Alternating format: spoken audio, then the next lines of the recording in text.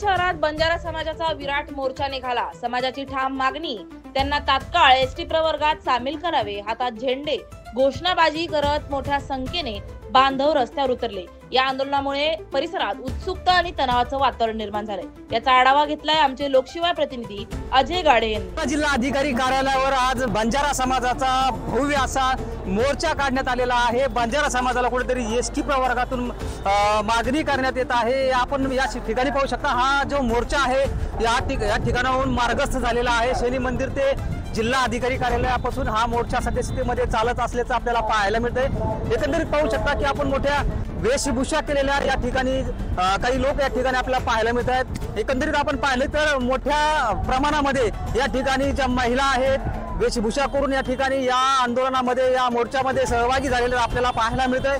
एकंदरीत आपण या ठिकाणी पाहू शकता, हा जो मोर्चा आहे या ठिकाणाहून मार्गस्थ झालेला आहे।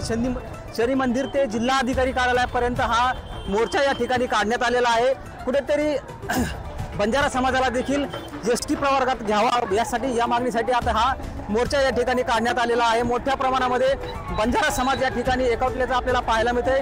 त्यामध्ये मोठ्या प्रमाणामध्ये ज्या महिला आहेत त्या सहभागी असल्याचं आपल्याला पाहायला मिळतंय। आपण पाहू शकता की हा मोर्चा सध्या स्थितीमध्ये शनी मंदिरापासून मार्गस्थ झालेला आहे। लाखोच्या संख्येने या ठिकाणी बंजारा समाज बांधव या ठिकाणाहून मार्गस्थ झाल्याचं आपल्याला मिळतंय। आपण सध्या स्थितीमध्ये पाहू शकता व्हिज्युअलच्या माध्यमातून की हा जो मोर्चा आहे, हा मोर्चा सध्या शनी मंदिरापासून मार्गस्थ झाल्याचं आपल्याला पाहायला मिळतंय।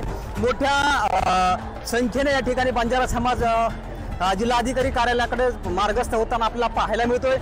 या ठिकाणी आपण पाहू शकता की जे बंजाराची समाजाची जी वेशभूषा आहे ते परिधान करून या ठिकाणी ज्या महिला वर्ग आहे तो मोठ्या प्रमाणामध्ये या ठिकाणाहून पाहायला निघालेला आहे। तर एकंदरीत आपण पाहू शकता की याच्यामध्ये युवा किंवा जे मुले असतील मोठ्या प्रमाणामध्ये या ठिकाणी सहभागी झाल्याचं आपल्याला पाहायला मिळते। त्याचबरोबर मोठ्या प्रमाणामध्ये या ठिकाणी ज्या महिला आहेत त्या देखील या ठिकाणी मोठ्या प्रमाणात असल्याचं आपल्याला पाहायला मिळते। एकंदरीत आपण पाहू शकता की हा जो मोर्चा आहे, हा मोर्चा सध्या मार्गस्थ झालेला आहे। सध्या शनी मंदिर ते जिल्हा अधिकारी कार्यालयापर्यंत हा जो मोर्चा आहे या ठिकाणी सगळं पूर्ण बंजारा समाज या ठिकाणी आपल्याला एकवटल्याचं पाहायला मिळतंय। आपण पाहू शकता की हा जो मोर्चा आहे या ठिकाणी निघालेला आहे।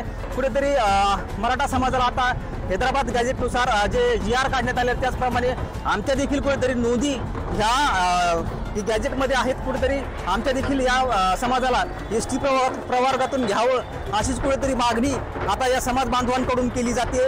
आपण पाहू शकता की मोठ्या प्रमाणामध्ये जी झेंडे आहेत, जे बॅनर्स आहेत, अशा बॅनर्स वगैरे झेंडे घेऊन हे जो समाज आहे, बंजारा समाज आहे, हो हा जिल्हा अधिकारी कार्यालयाकडे मार्गस्थ झाल्याचं एकंदरीत आपण पाहू शकता।